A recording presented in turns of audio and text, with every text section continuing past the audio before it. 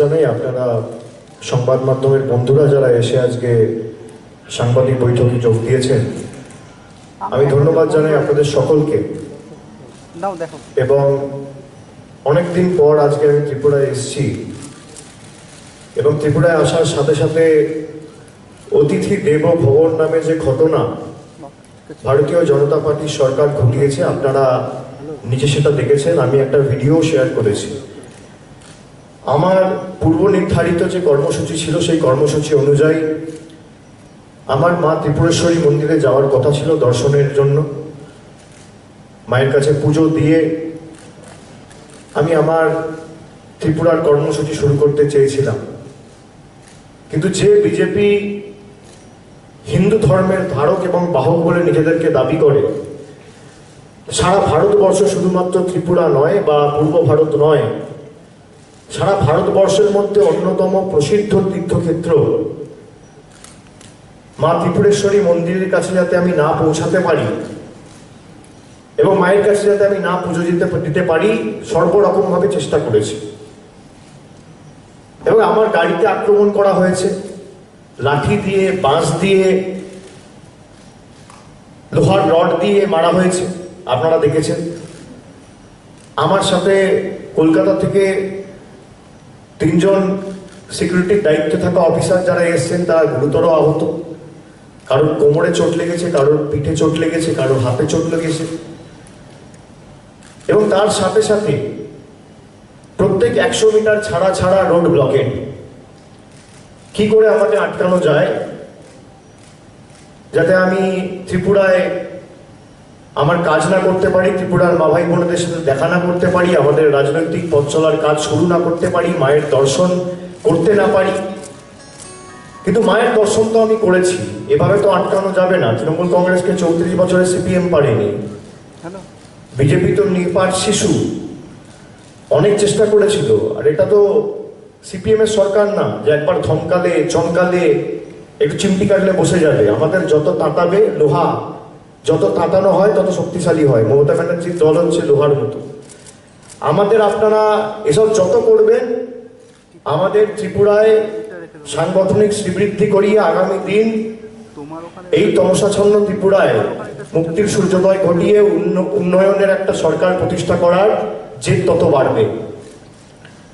ত্রিপুরার মানুষকে স্বাধীন করার লক্ষ্যে আমরা তত দৃঢ়ভাবে এগোব। আমি ত্রিপুরেশ্বরী মায়ের মন্দিরে গিয়ে মায়ের কাছে পুজো দিয়ে ত্রিপুরাবাসীর কল্যাণ কামনা করে, সকলের ভালো এবং রাজ্যের সার্বিক অগ্রগতি এবং দেশের মানুষের কল্যাণ কামনা করে আমি আজকে ত্রিপুরায় আমাদের পথ চলার কাজ শুরু করলাম। এবং তার সাথে সাথে দল আমাকে সর্বভারতীয় সাধারণ সম্পাদকের দায়িত্ব দিয়েছে জুন মাসে। 2 মাস এখনো হয়নি। তার মধ্যেই আপনাদের সকলের আশীর্বাদ নিতে আমি ত্রিপুরার মাটিতে এসেছি। এবং সাধারণ মানুষ এই যত ব্লকেটগুলো করেছে, মানুষ তত দেখেছে। আর রাস্তায় দাঁড়িয়ে থেকে মানুষের সাথে আমি তত কথা বলার সুযোগ পেয়েছি। মানুষ গাড়ি থেকে বসে হাত নাড়ছে, কেউ দোকান থেকে বেরিয়ে এসে আশীর্বাদ করছে। এবং যে ভালোবাসা এবং আশীর্বাদের ঋণে আজকে ত্রিপুরার মা ভাই বোনেরা আমাদেরকে আবদ্ধ করেছে, আমরা তাদের কাছে চিরকৃতজ্ঞ। এবং আমার সর্বভারতীয় সাধারণ সম্পাদক হওয়ার পর অন্য কোনো রাজ্যে দলের সাধারণ সম্পাদক হিসেবে প্রথম পা রাখা, এর সাথে সাথে সাংগঠনিকভাবে আমরা কাজ আপনারা দেখেছেন কয়েকদিন আগে থেকেই শুরু করেছি। কিন্তু ত্রিপুরায় যে সরকার, ভারতীয় জনতা পার্টির সরকার, রাজ্য সরকার পরিচালনার দায়িত্বে রয়েছে, যারা বড় বড় ভাষণ দিয়ে গণতন্ত্র বাঁচাওয়ের কথা বলে, ত্রিপুরার গণতন্ত্রের কি নিদারুণ উদাহরণ আজকে সমগ্র ভারতবাসীর কাছে তারা উপস্থাপিত করল। আমি নয় একজন সাংসদ, আর আমি রাজ্যসভার সাংসদ না, আমি লোকসভার সাংসদ। 16 লক্ষ মানুষ ভোট দিয়ে নির্বাচিত করেছে। একটা সাংসদের উপর যদি এই ধরনের আক্রমণ বিজেপির গুন্ডারা করে, তাহলে সাধারণ মানুষের নিরাপত্তা কোথায়? এই প্রশ্ন তো আজকে উঠবেই। মায়েদের নিরাপত্তা কোথায়? ত্রিপুরার নারীদের নিরাপত্তা কোথায়? নারী সুরক্ষা কোথায়? যেখানে পুলিশ নীরব দর্শকের ভূমিকা পালন করছে। তারা বলছে যে আমরা কিছু করতে পারবো না। আমি তাদেরকে অপ্রীতিকর পরিস্থিতিতে ফেলতে চাই না। আমি সম্মান করি এখানে পুলিশ হোক বা ফ্রন্টলাইন ওয়ারিয়ার, যারা কোভিডে নিজের জীবন বিপন্ন করে কাজ করেছে, আলটিমেটলি সরকারের নির্দেশ পালন করে তাদের কাজ করতে হয়, আমি তাদের দোষারোপ করব না। কিন্তু এই স্বৈরাচারী শক্তির বিরুদ্ধে আমাদের লড়াই চলবে, এবং লড়াই তো সবে শুরু হলো। লড়াই তো আজ থেকে শুরু হলো, লড়াই অনেক দূর যাবে। আমি আপনাদের বলি, ত্রিপুরার মাটিতে যখন তৃণমূল কংগ্রেস পা রেখেছে, আজকের তারিখটা লিখে রাখুন। আমার কথা আমি যা বলছি রেকর্ড করে রাখুন, অন রেকর্ড বলে যাচ্ছি। আজকে ত্রিপুরার মাটিতে তৃণমূল কংগ্রেস যখন পা রেখেছে, আগামী 1.5 বছরের মধ্যে তৃণমূল কংগ্রেস এই রাজ্যে উন্নয়নের সরকার প্রতিষ্ঠা করে রাজ্য ছাড়বে। আমি দায়িত্বের সাথে বলছি, যে উন্নয়নমূলক কর্মসূচি বাংলার মানুষকে মমতা বন্দ্যোপাধ্যায় দুয়ারে দুয়ারে পৌঁছে দিয়েছে, সেই কর্মসূচি আগামী দিন ত্রিপুরার মানুষের দুয়ারে দুয়ারে মামাটি মানুষের সরকার পৌঁছে দেবে। বাংলা পারলে কেন ত্রিপুরা পারবে না? বাংলার মুখ্যমন্ত্রী সারা ভারতবর্ষের কাছে উদাহরণ তুলে দাঁড় করিয়েছে দুয়ারে সরকার নামক এক প্রকল্প তৈরি করে। আর এখানে বিজেপির প্রকল্প কি? দুয়ারে গুন্ডা। কিছু বললেই দুয়ারে বাইক বাহিনী পৌঁছে যাচ্ছে, সমাজ বিরোধী পৌঁছে যাচ্ছে, গুন্ডাদের মুক্তাঞ্চলে পরিণত করেছে, জল্লাদদের উল্লাস মঞ্চে পরিণত করেছে এই ত্রিপুরাকে। এই ত্রিপুরার মৃত গৌরবকে আমাদের পুনরুদ্ধার করতে হবে, এবং তার জন্য সর্বশক্তি দিয়ে আমাদের শরীরের শেষ রক্তবিন্দু পর্যন্ত তৃণমূল কংগ্রেসের কর্মী সমর্থকরা এই লড়াই চালাবে। বিপ্লব বাবু এবং বিজেপিদের যদি ক্ষমতা থাকে আমাদের আটকে দেখাবে। আমি অত্যন্ত দায়িত্ব নিয়ে আপনাদের বলছি, যারা ভাবে যে 4টে রাস্তায় ছোট ছোট পড়ুয়াদের বসিয়ে, শিক্ষার্থীদের বসিয়ে অবরোধ করে আমার রাজনৈতিক কর্মসূচিতে বাধাবিঘ্ন ঘটাবে বা ব্যাহত করবে, তারা জানে না। আমি 1 মিনিট কথা বলেছি, পড়ুয়াদের সাথে উঠে গেছে, আর তার পাশে বিজেপির মন্ডল সভাপতি দাঁড়িয়েছিল। কার ইশারায় তারা বসেছিল সেটাও আমাকে বলে দিয়েছে। সুতরাং এগুলো চলবে না, এগুলো অনেক দেখে এসেছি আমরা। আগামী দিন বাংলার মতো ত্রিপুরার মাটিতে যেন কন্যাশ্রী হয়, যুবশ্রী হয়, দুয়ারে রেশন হয়। বাংলার মতো যেন ত্রিপুরায় ন্যূনতম মাসিক আয়ের প্রকল্প মামাটি মানুষের সরকারের অধীনে আমরা 2023 সালে চালু করতে পারি। আমরা পা রেখেছি ত্রিপুরার মা ভাই বোনেদের সবার সম্মান, যাতে আগামী দিন সবাই সসম্মানে মাথা উঁচু করে বেঁচে থাকতে পারে, কোনো বাইক বাহিনীর ভয়ে নয়।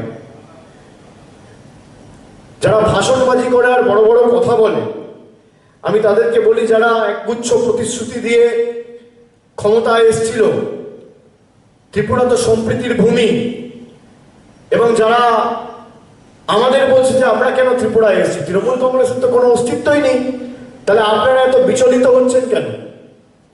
তৃণমূল কংগ্রেসের যদি ত্রিপুরার মাটিতে কোনো অস্তিত্ব না থাকে, তাহলে আজকের হামলার কারণ কি? মুখ্যমন্ত্রী জবাব দেবে? ত্রিপুরার মুখ্যমন্ত্রীর যদি ন্যূনতম বিবেকবোধ থাকে বা কোনো উত্তর থাকে, তিনি তো স্বরাষ্ট্রমন্ত্রী রাজ্যের,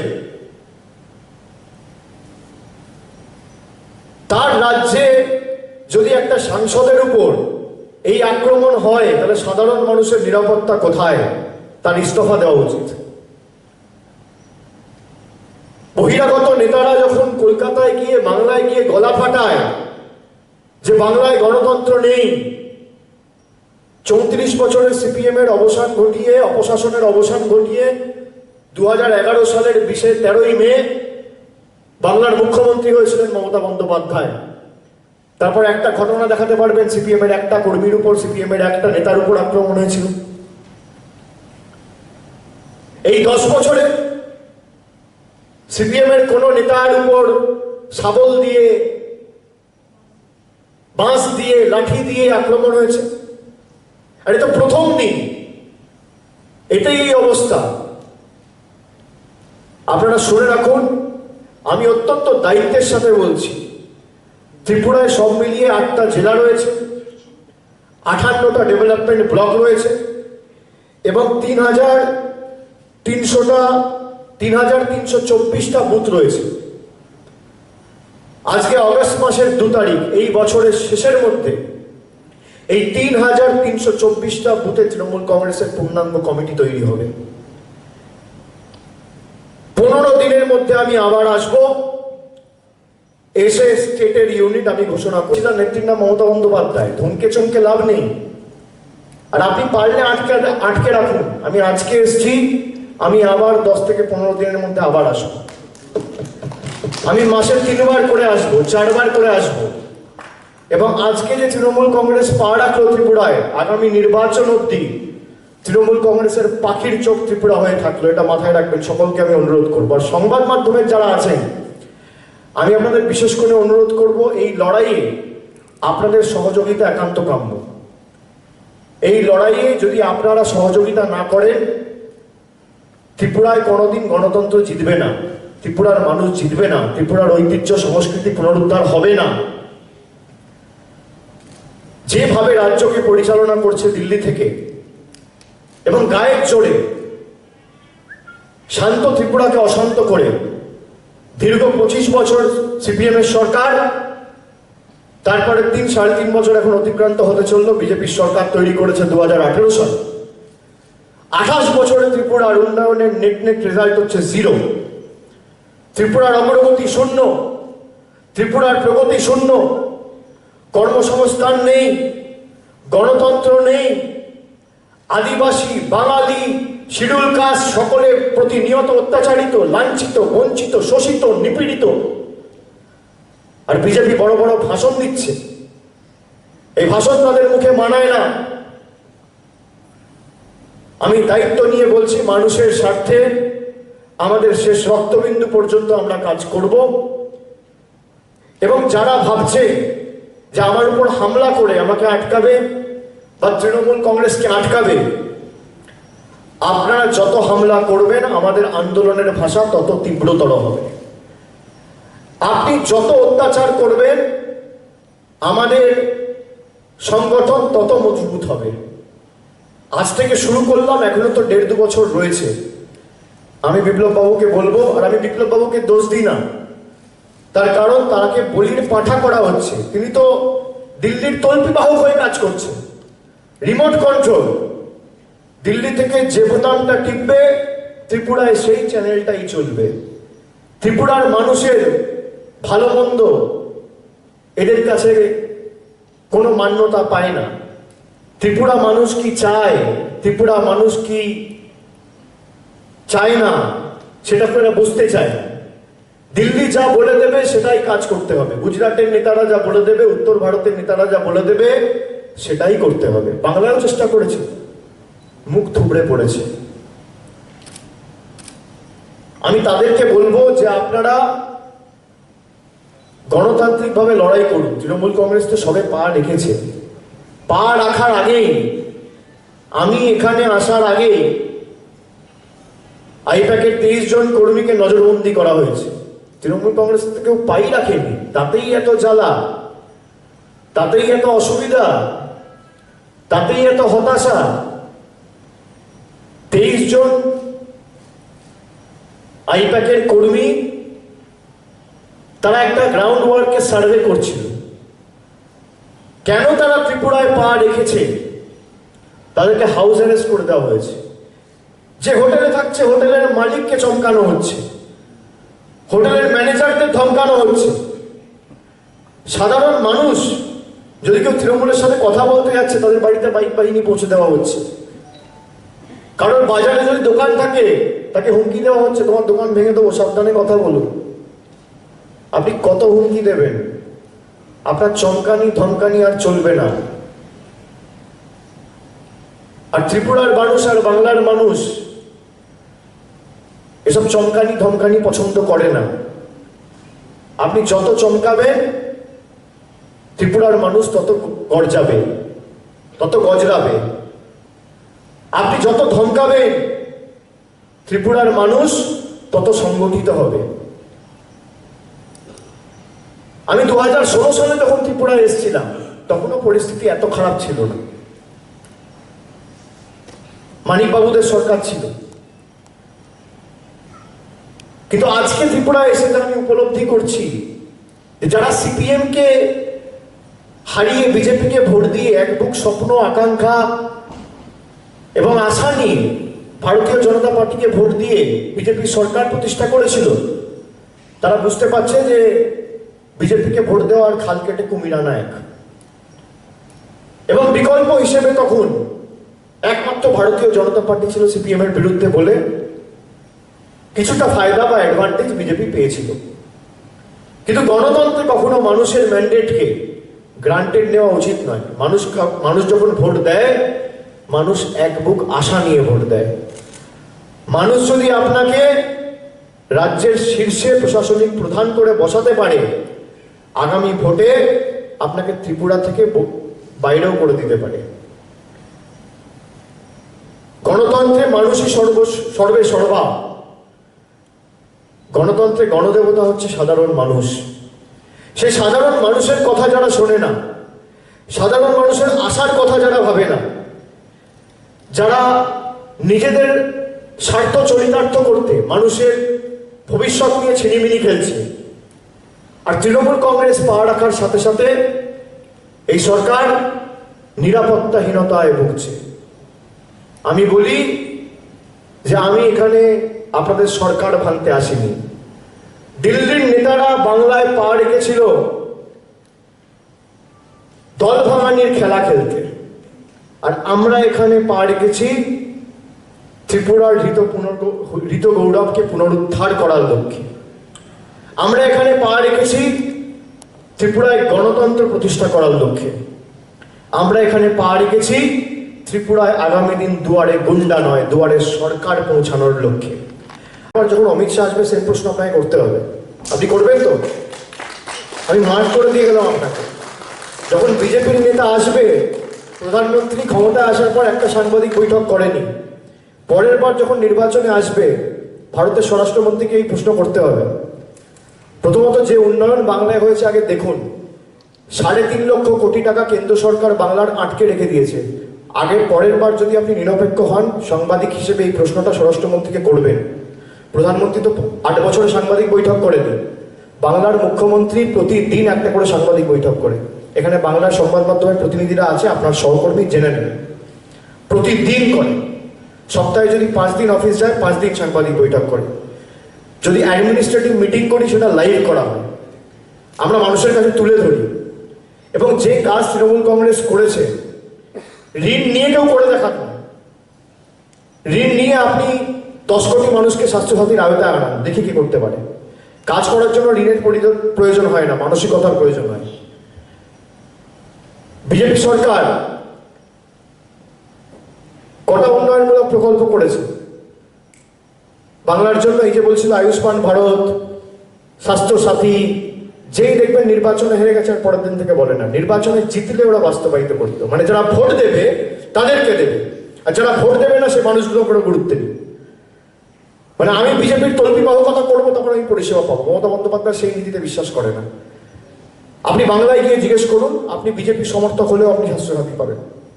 আমি ত্রিপুরায় সেটাই বলে দিয়ে যাচ্ছি যে আপনি যে রাজনৈতিক দল করুন না কেন, আপনি যে ধর্ম করুন না কেন, আপনি যে রাজনৈতিক দলের সাথে যুক্ত থাকুন না কেন, জাতি, বর্গ, বর্ণ, দলমত নির্বিশেষে মমতা বন্দ্যোপাধ্যায় উন্নয়নের প্রকল্প আপনার বাড়িতে পৌঁছে দেবে।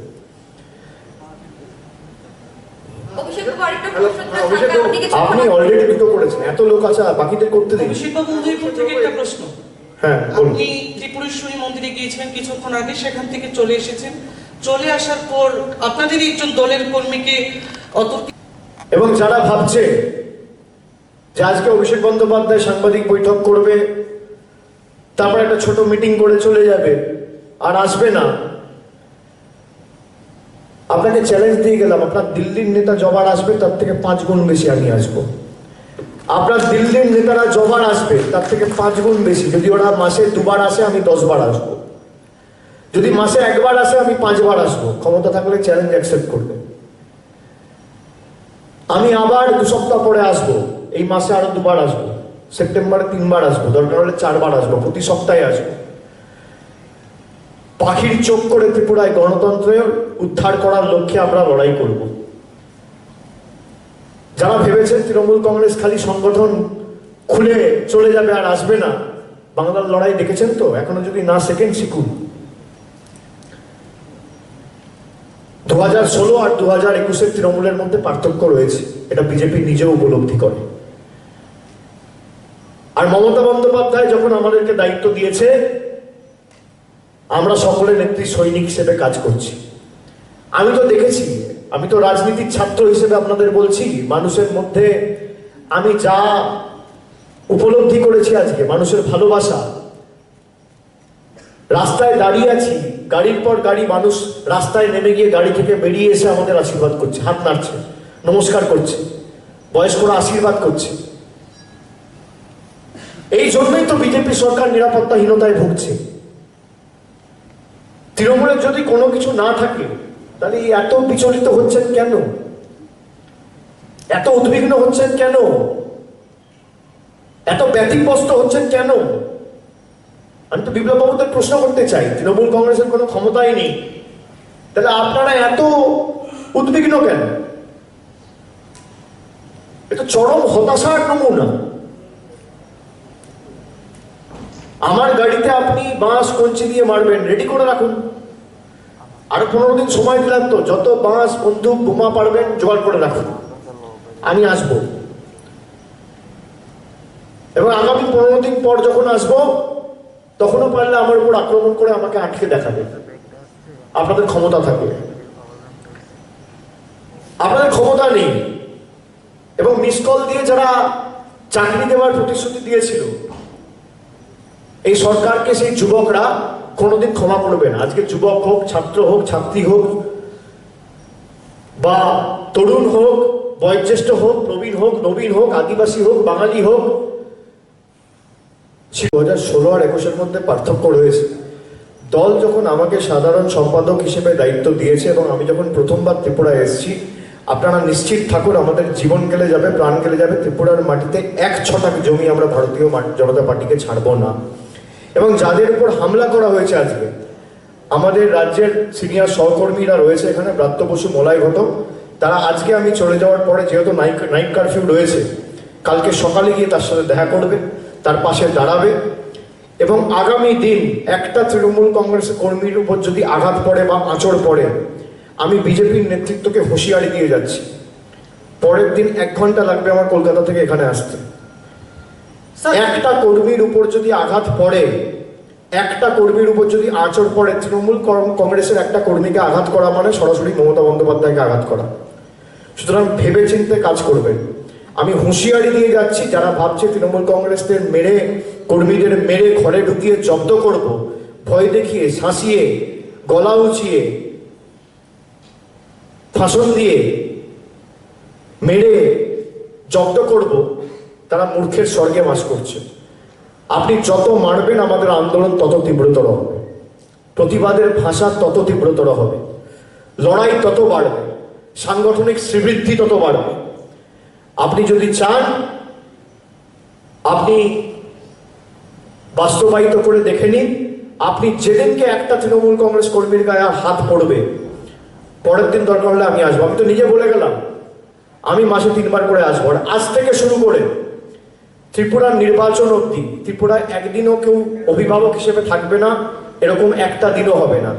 রোজ কোনো না কোনো দিনে একজনকে ইনচার্জ করিয়ে রেখে দল দায়িত্ব দিয়ে এখানে ত্রিপুরায় বসিয়ে রাখবে। আজ থেকে শনিবার হোক, রোববার হোক, সোমবার হোক, ন্যাশনাল হলিডে হোক, দুর্গাপুজো হোক, কালী পুজো হোক, যে উৎসবই হোক না কেন, আজ থেকে শুরু হলো। পরপর পরপর পরপর রোজ কেউ না কেউ ইনচার্জ হিসেবে ত্রিপুরায় থাকবে এবং সরাসরি আমার সাথে যোগাযোগ থাকবে।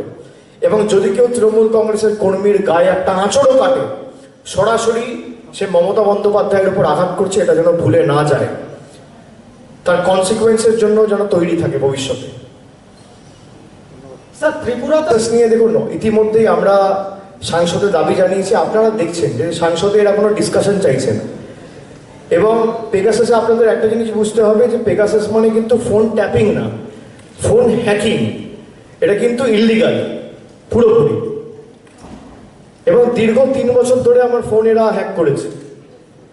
এবং আমরা তো আলোচনা চাইছি যে সংসদের অধিবেশন চলাকালীন হাউসে প্রধানমন্ত্রী বা স্বরাষ্ট্রমন্ত্রী এসে এই অধিবেশনে অংশগ্রহণ করে ডিসকাশনে পার্টিসিপেট করুক এবং যে প্রশ্নগুলো আমরা তুলেছি সেই প্রশ্নগুলোর সঠিক জবাব দিই। যে পেগাসাস কত টাকা খরচা হচ্ছে, আমরা শুনেছি এর পিছনে 2.5-3 হাজার কোটি টাকা খরচা হয়েছে।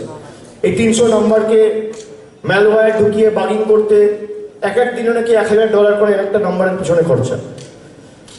তাহলে প্রতি বছর 2.5-3 হাজার কোটি টাকা সাধারণ মানুষের খরচা হচ্ছে। এই টাকাটা কে দিচ্ছে? এই প্রশ্নগুলোর উত্তর আমরা চাইছি, কিন্তু ভারতীয় জনতা পার্টি সেই ডিসকাশন করতে দিচ্ছে না, সেই আলোচনা চাইছে না। সাংসদের লোকসভায় কোনো আলোচনা চাইছে না, রাজ্যসভায় কোনো আলোচনা চাইছে না। এবং ভারতবর্ষে একমাত্র রাজ্য পশ্চিমবঙ্গ যে একটা কমিশন অফ এনকোয়ারি তৈরি করে আগামী দিন দুজন অত্যন্ত সম্মানীয়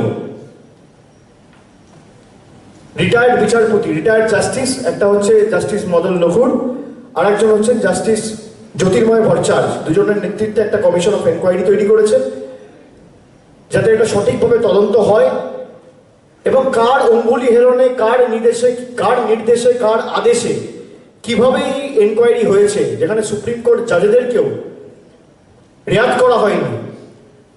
মিডিয়ার একাধিক মেম্বারদের উপর পেগাসাস ব্যবহার করা হয়েছে।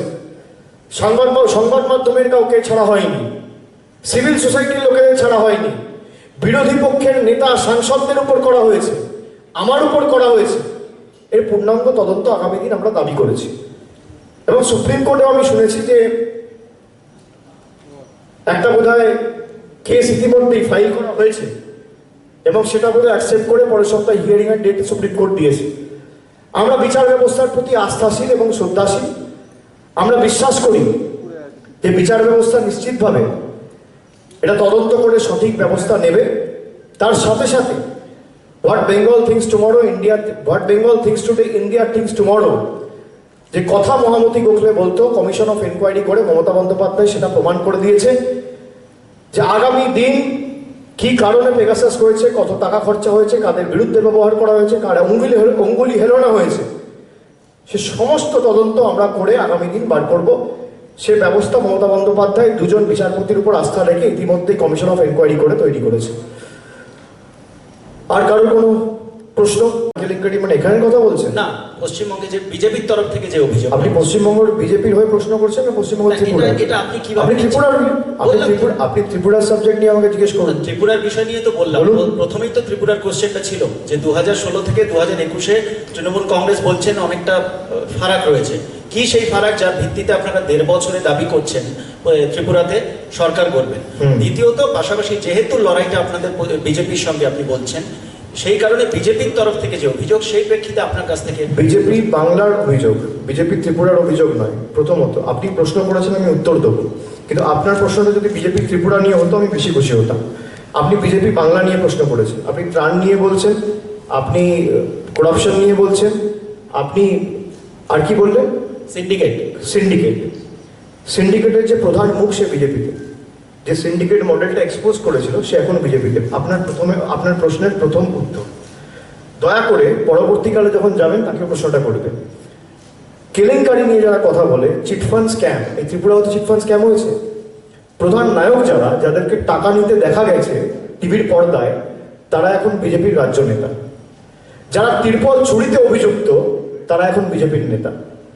সুতরাং আপনি আপনার প্রশ্নের উত্তর নিয়ে পেয়ে গেছেন আশা করি। আর প্রথম প্রশ্ন আপনি যেটা করলেন যে তৃণমূল কংগ্রেসের 2016 আর 2021-এর মধ্যে পার্থক্য কি? 2016-তে লড়াইটা ছিল সিপিএম কংগ্রেস জোটের বিরুদ্ধে। সেখানে লড়ে আমরা 211টি আসনে জিতেছিলাম।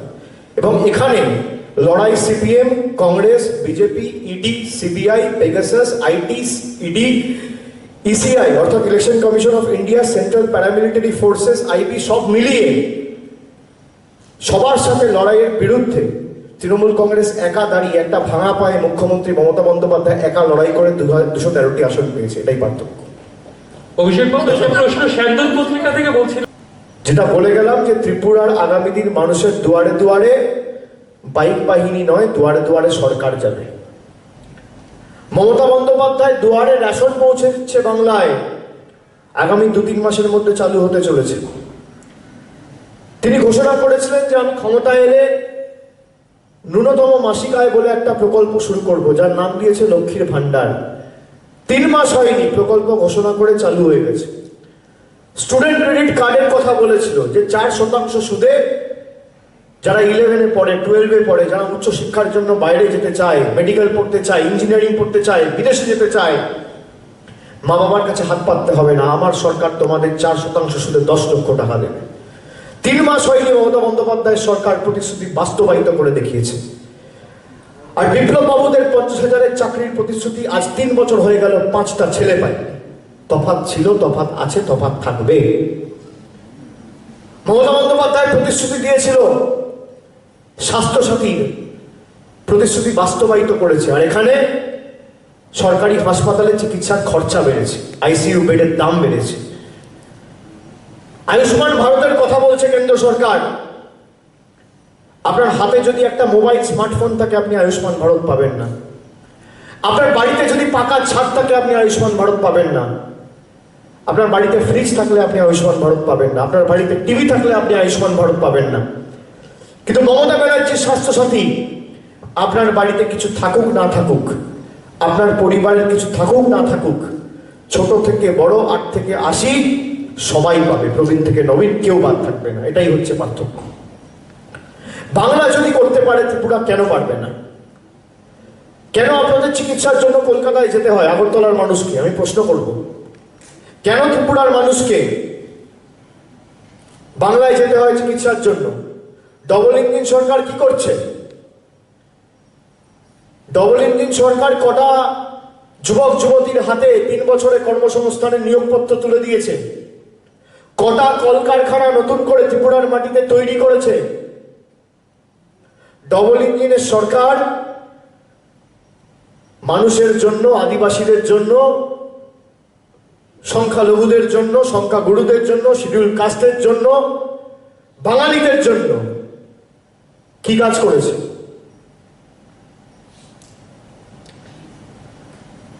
আমি প্রশ্ন করতে চাই, সরকারকে জবাব দিতে হবে।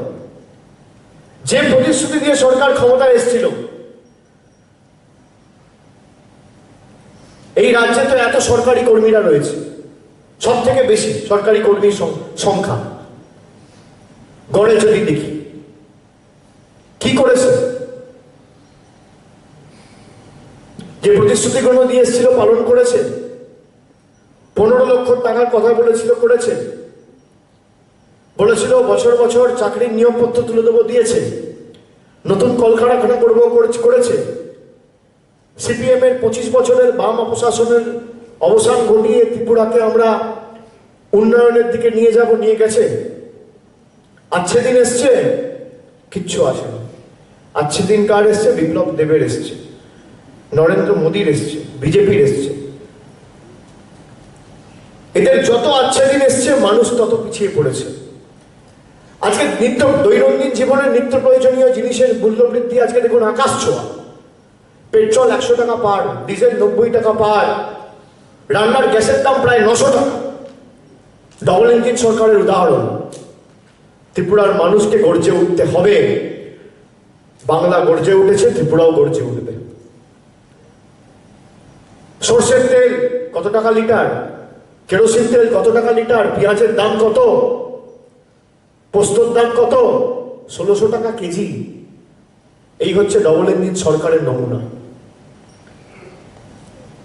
যারা বড় বড় কথা বলছে তাদেরকে বলবো মুখে কথা না, কাজের মাধ্যমে প্রমাণ করতে। আমরা যা কথা দিই কথা রাখি, আমরা যা বলেছি করে দেখিয়েছি। আর আপনারা যা বলেছেন ভোট নিয়ে পরের দিন কেটে পড়েছে, আর মানুষের সাথে কোনো যোগাযোগ নেই। বলুন তো 2019-এর পর 18-এর পর কবার এসছে বিজেপির নেতারা, যারা প্রতি 2 দিন অন্তর অন্তর ত্রিপুরায় ইলেকশনের সময় ডেলি প্যাসেঞ্জারি করতো? কবার এসছে দেখতে পেয়েছেন? আমি ত্রিপুরার মা ভাই বোনেদের অনুরোধ করব, কানে শুনে না 2023-এ চোখে দেখে ভোট দিতে হবে। আপনি যান কলকাতায়, কলকাতা আর আগরতলার মধ্যে তুলনা করুন। একটা সরকার এতদিন ধরে ক্ষমতায়, আর বলতেও তো পারবে না, কেন্দ্র তো বলতে পারবে না যে রাজ্য সহযোগিতা করছে না, ডবল ইঞ্জিন তো। তা ডবল ইঞ্জিন হয়ে হচ্ছে না কেন? হেলিকপ্টার উঠছে না কেন? ডবল ইঞ্জিনেও তো হেলিকপ্টার উঠছে না। আর মমতা ব্যানার্জি সিঙ্গেল ইঞ্জিন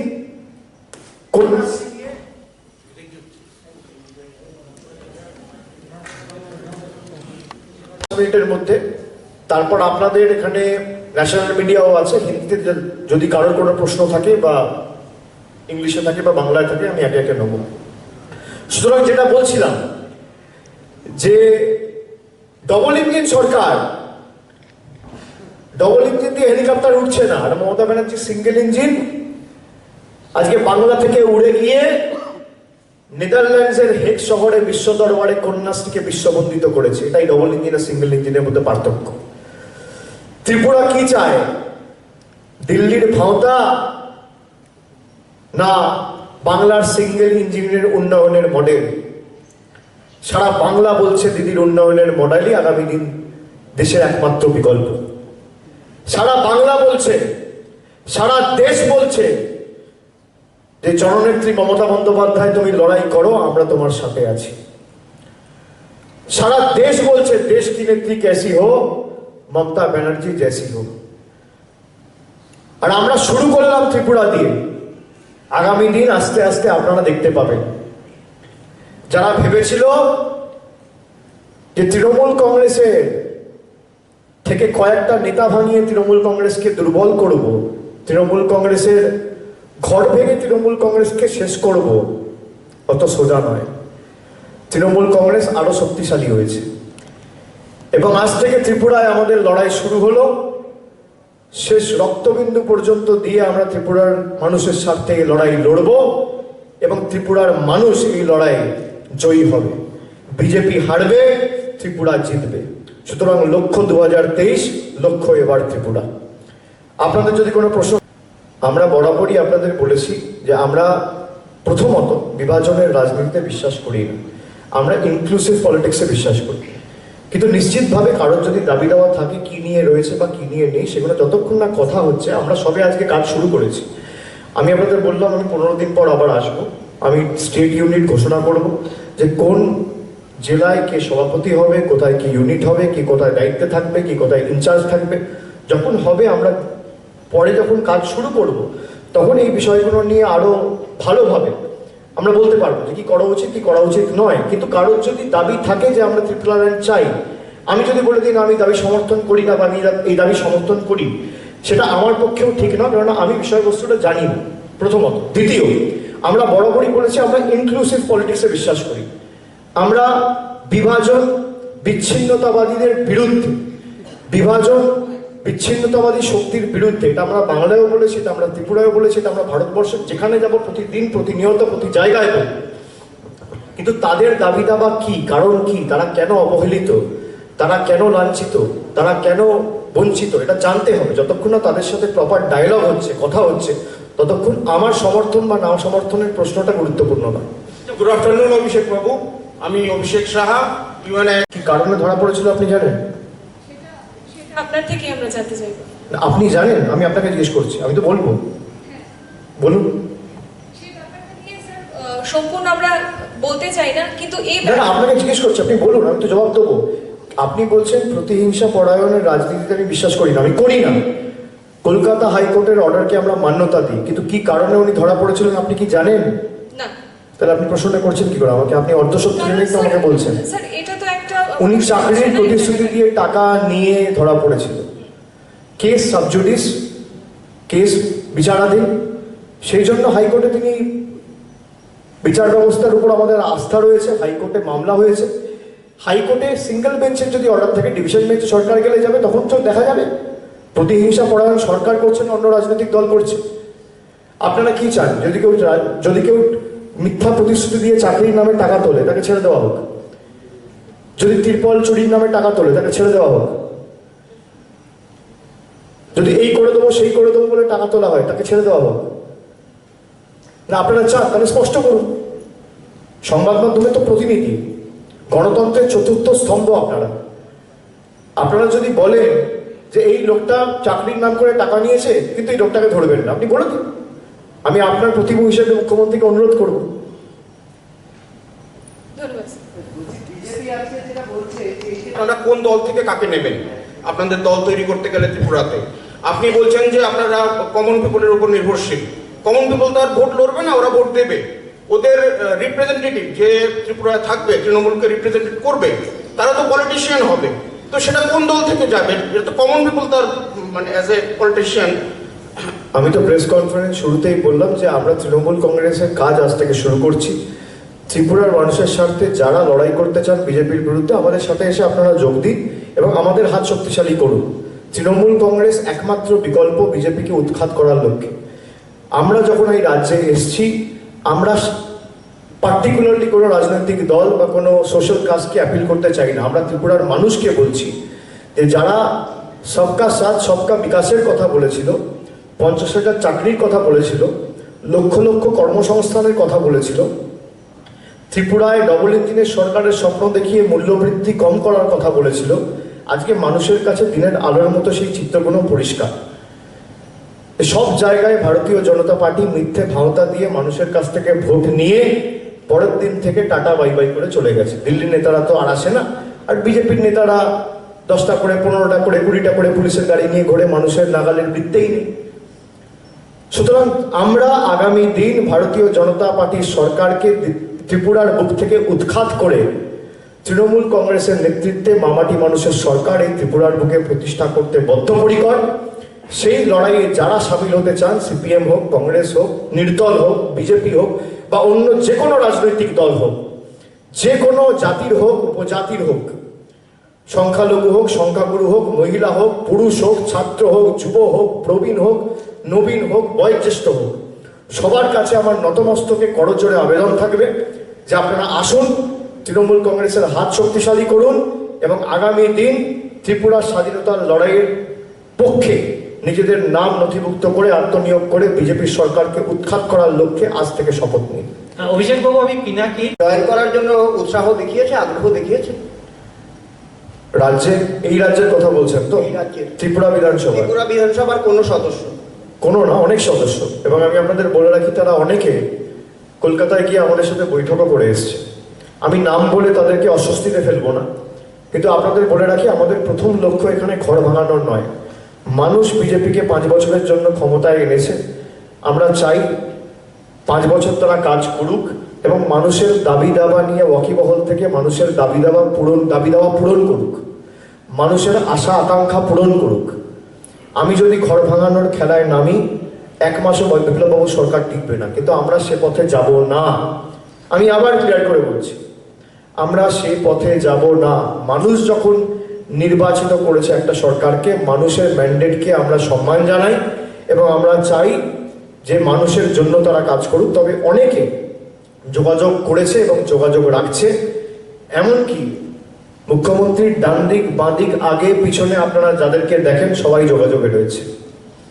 অভিষেক বাবু, PB24 থেকে প্রসেনজিৎ, এদিকে বলুন। Democracy in this state. All of you have seen, I have nothing to say. I have shared a video on my Twitter where all of you can see how BJP is attacking my car. They have attacked with sticks, iron rods. They have left no stone unturned to make sure that I don't go back from the land of Tripura in my own field. They have exposed their model of hooliganism, and democracy is in shatters. Democracy is in peril. BJP has killed the democracy in Tripura. And let me tell you, if they think that we will cow down with this intimidation tactics or this intimidation, I would say, techniques, we will not be cowed down.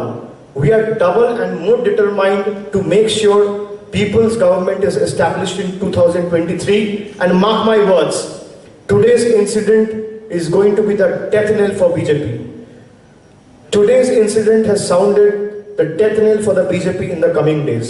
It's just a matter of time. What will be the message to the people of Tripura? আমি সেটা বললাম আপনাদের এতক্ষণ ধরে। Mr. Banerjee, this side. Sir, this side. Sir, you. BJP না কংগ্রেস? আমরা ত্রিপুরার মানুষকে প্রায়োরিটি দেবো, কোনো দলকে প্রায়োরিটি দেবো না। আমি আমার বক্তব্য আগেই বলেছি যে ত্রিপুরার মানুষের স্বার্থে আমাদের লড়াই। আমরা শূন্য থেকে শুরু করছি। এখানে সিপিএম, কংগ্রেস বা বিজেপিকে প্রায়োরিটি দেওয়ার ব্যাপার নয়। মানুষ যখন ঠিক করে নেয় যে এই সরকারকে উৎখাত করে নতুন সরকার প্রতিষ্ঠিত করতে হবে, কোনো দল বা কোনো শক্তি সেটাকে আটকাতে পারে না। 2018 সালে যখন বিজেপি লড়াই করছিল, বিজেপির কোনো সংগঠন ছিল না, কিন্তু মানুষ যখন ঠিক করেছিল যে 25 বছরের বাম অপশাসনের অবসান ঘটিয়ে আমরা একটা বিকল্প শক্তিকে সুযোগ দেবো, সেই কারণেই বিজেপি সুযোগ পেয়েছিল। মানুষ আজকে উপলব্ধি করছে যে 25 বছরের সিপিএমকে উৎখাত করে যে সরকার তারা প্রতিষ্ঠা করেছে, তারা চোর সরাতে গিয়ে ডাকাত নিয়ে এসছে। ত্রিপুরার মানুষ এটা উপলব্ধি করেছে। বিজেপিকে ভোট দেওয়ার খাল কেটে কুমির আনা এক। মানুষের স্বার্থে আমরা লড়বো, মানুষের স্বার্থই আমাদের কাছে প্রথম এবং লাস্ট প্রায়োরিটি। অভিষেক বাবু, অলোক বলছি, হেডলাইন্স ত্রিপুরা থেকে, সোজা হেডলাইন্স ত্রিপুরা থেকে অলোক।